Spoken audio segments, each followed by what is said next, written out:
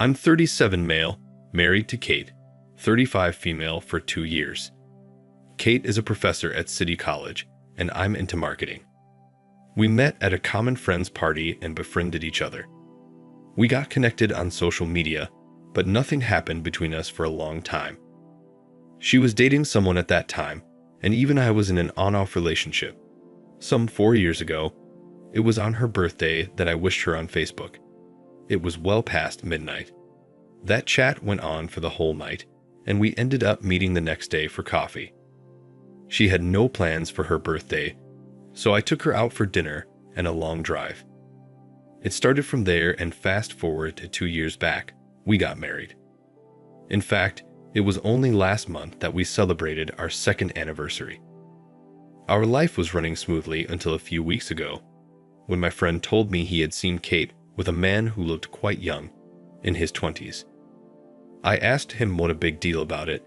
He could be a friend. My friend hesitantly told me their body language didn't suggest he was a friend. They were sitting very close to each other, and the guy's hand was on Kate's waist, and his lips were almost feeling her cheeks. My friend said he stood there for a while to see if it was just a mere misunderstanding, but he actually saw them cuddling. I asked him if he had taken any pictures of them. He said it happened so suddenly that it just didn't click on him to take pictures. Besides, it was a public place, and he was afraid that people would have frowned at him for clicking the couple in a romantic moment. Although I believed my friend, it was just too vague to confront Kate about this. I could not label her to be a cheater on the basis of what my friend had seen. On returning home, I saw Kate busy reading a book. I wanted to ask her if she had met her friend that day, but I couldn't figure out the best way to ask this without sounding suspicious. It would have been easier if we were a couple who shared every minute details of the day with each other. It wasn't that we didn't share anything, but we didn't share everything, just the important ones. In order to get into the zone, I started small talk with Kate. I made up a story that I bumped into my school friend today at a client meeting. He was our client, and we ended up having lunch together. Her reaction was very generic. "Oh, that's nice. Must have been great catching up with your old friend." I was like, "Yeah." I further asked her about her day. She said it was just normal, nothing special had happened, and got back into reading her book. I sensed that something was off.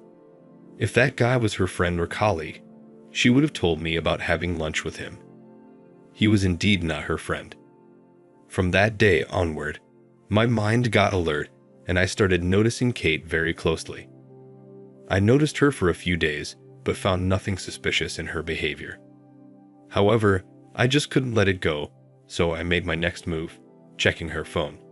So that night, when she was asleep, I logged into her phone. Her inbox and social media were clean except for the general chats from her colleagues and students. Then I checked her phone log, but nothing seemed suspicious. I scrolled the history to look up the call history of the day when my friend had seen her with a man. I found a phone call just during the time my friend had seen them together. The contact was saved as Roomie 16, which meant he was her student of the 2016 batch. Kate saves the contact of her student with name and batch number for easy recognition. I was perplexed. It was still believable that she was sitting closely with a friend, but with her student, it sounds so weird and gross. I realized that I scanned the chats of her colleagues and friends, but didn't see the chats of her students. Your wife sleeping with her student is the last thing one can imagine. I opened her WhatsApp again and looked for Rumi's chat, and there it was. She had been sexting him for the last few months. Prior to that, the chat was of 2016, with messages of farewell and good wishes. It seemed that 2 months ago, he texted her that he was back in the city. Apparently, he moved to Texas after his graduation. I didn't have the time to read all the messages one by one, so I exported the chat to my mail and deleted the history. I wanted to read everything she had been saying to her young lover. I spent the night reading and rereading the conversation. After reading the messages, I got to know that we were in a physical relationship while he was still in college. It started when Kate started taking his class in his final year.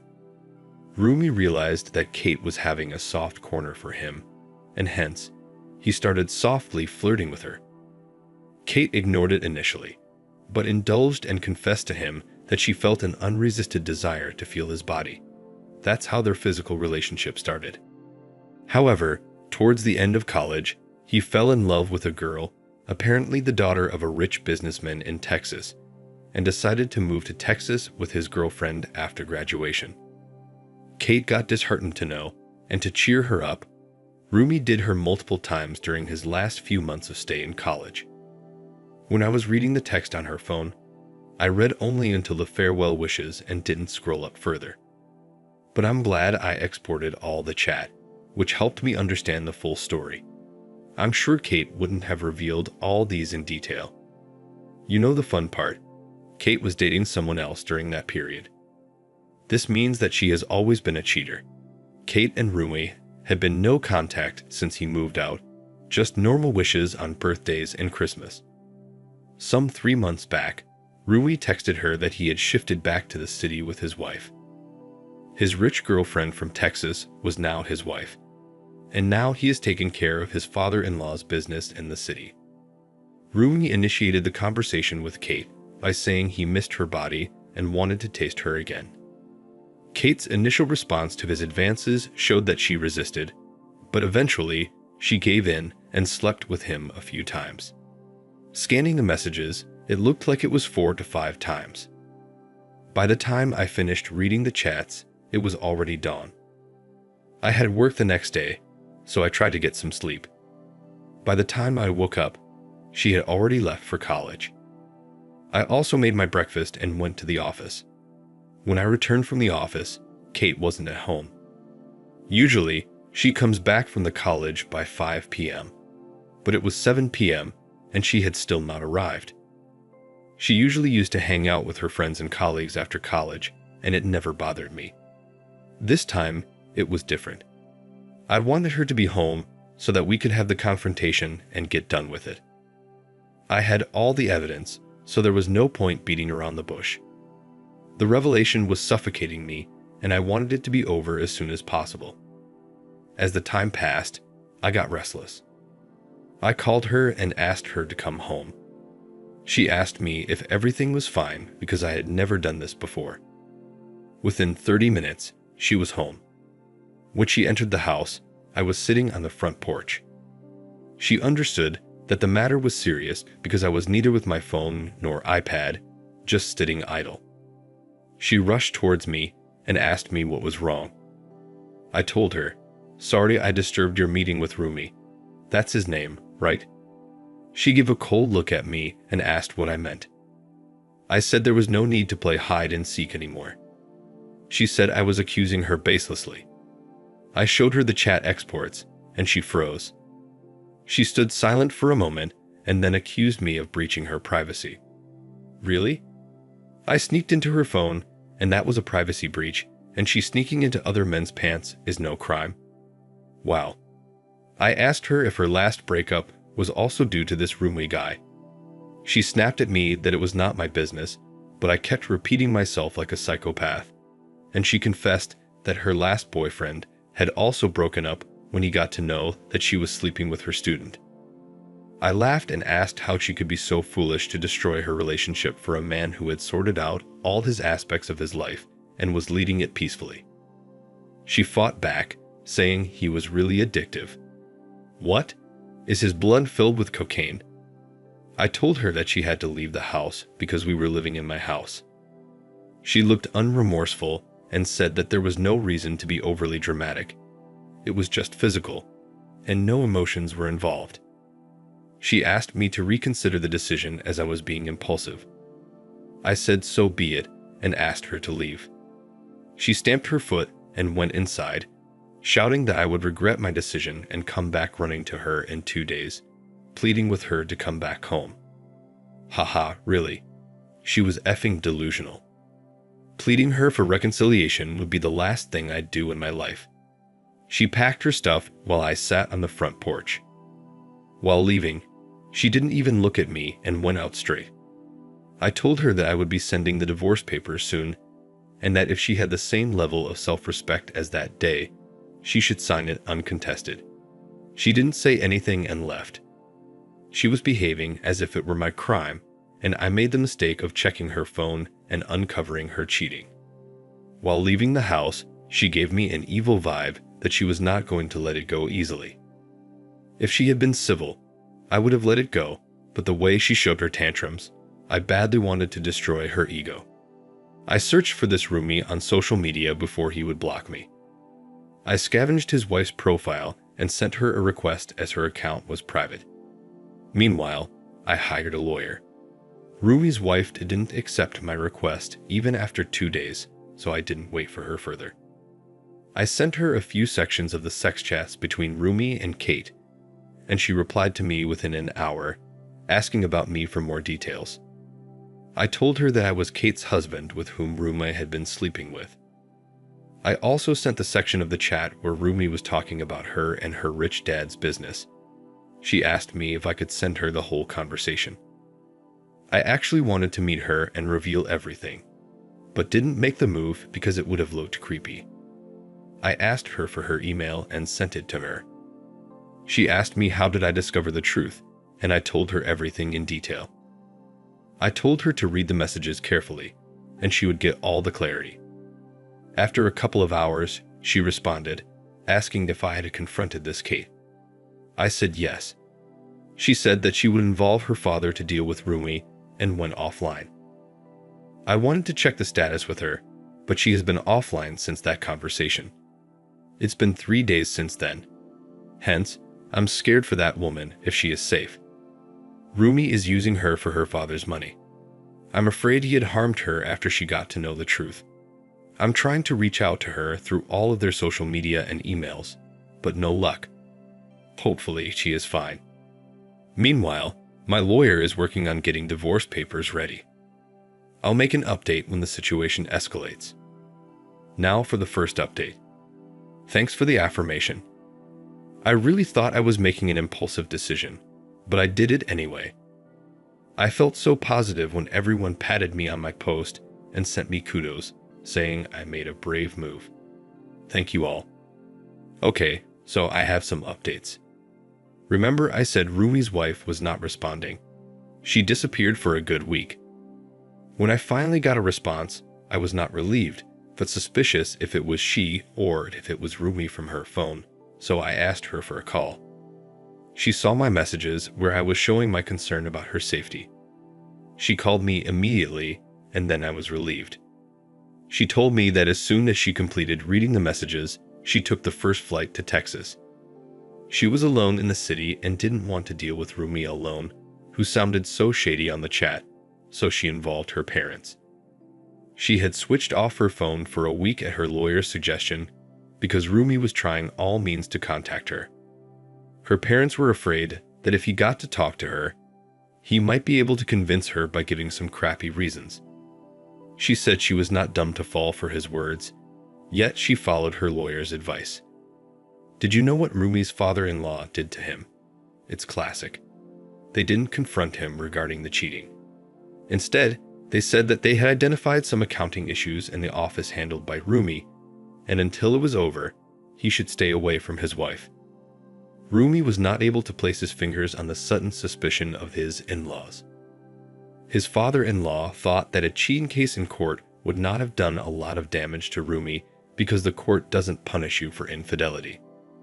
At max, he would have been asked to pay alimony for the mental stress of his wife, but his father-in-law didn't need money. He wanted to destroy him.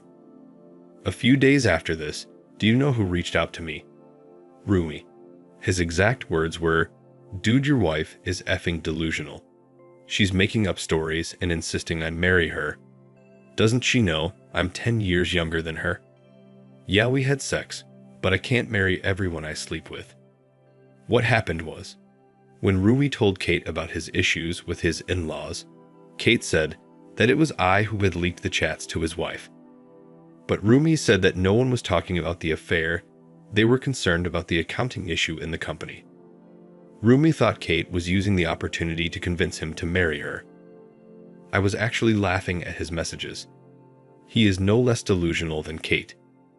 He genuinely thought that his in-laws were upset because of the accounting issues and had no clue about his cheating.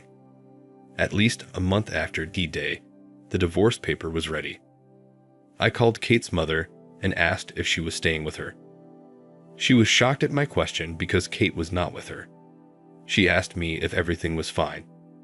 I told her the truth. She didn't believe me and wanted me to share the evidence. By then, I was so exhausted proving this to everyone that I didn't care to make her believe me. I told her that I was sending the divorce papers to her house and told her to get it signed by her daughter. An hour after that, my phone was bombarded with Kate's abusive voicemails accusing me of destroying her and Rumi's life. I didn't block her because I wanted to see her true colors and how low she could stoop to abuse me. My relationship with her might be shorter compared to some of you who shared their cheating wife and husband's stories. Yet I was with this woman for 4 long years. I married her, and it was indeed painful to separate from her. When she was done abusing me, I blocked her. It's been a week since then, but she has yet to sign the divorce papers. I checked with Rumi's wife as well to see if her divorce proceedings had begun. That princess is holidaying in Vegas to get out of the depression while her father is dealing with Rumi. Rich people have their own way of dealing with things. I'll update once all these are over.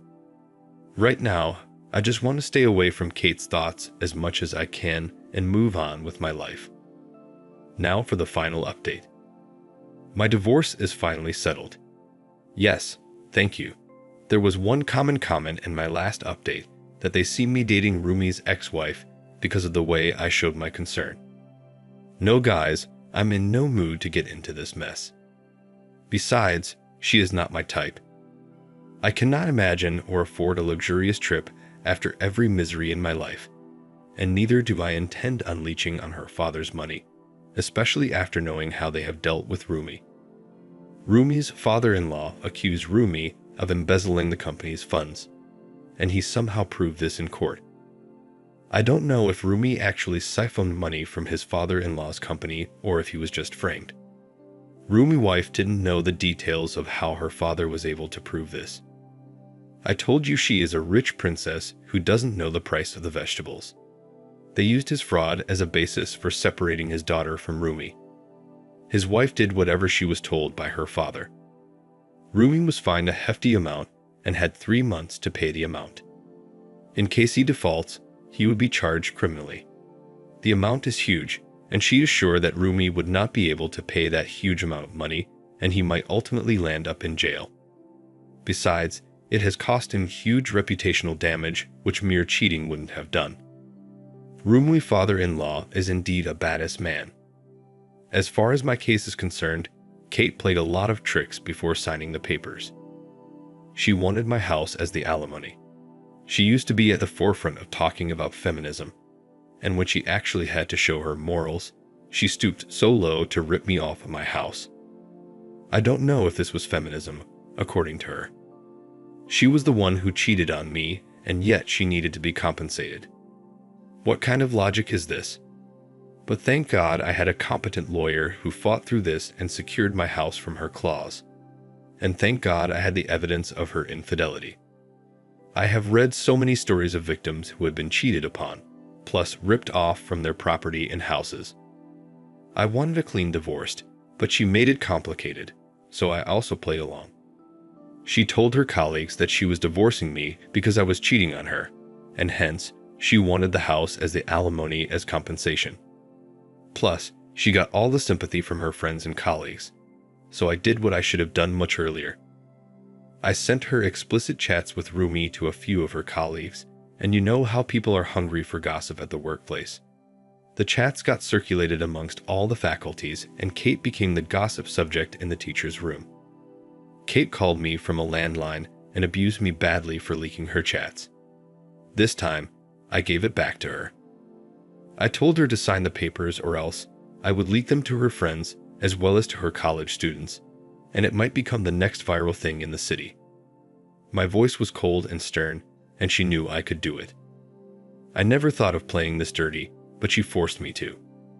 In fact, I didn't share it with her mother when she didn't believe my words because I never intended to humiliate her in this way. She agreed in my divorce terms and signed the papers in the next court hearing. Finally, I'm divorced and free from her trap.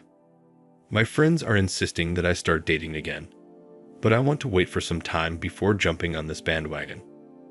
Also, I haven't been in touch with Rumi's wife since her last update on Rumi's court case. Neither I'm interested to know what happens to him. I was in touch with her only until my divorce, but now, as it is settled, I don't want any traces of my past and my present life. I just want to move on. Little inspired by the princess Rumi's ex-wife, I'm also planning for a solo trip. No, not to Vegas, but to Montana. Hopefully I come back strong and fresh after my mountain trek in Montana. Thanks for hearing me out and cheering for me. Thank you for watching. Like, comment, and subscribe if you enjoyed the video. Until next time, I'll see you again. Take care.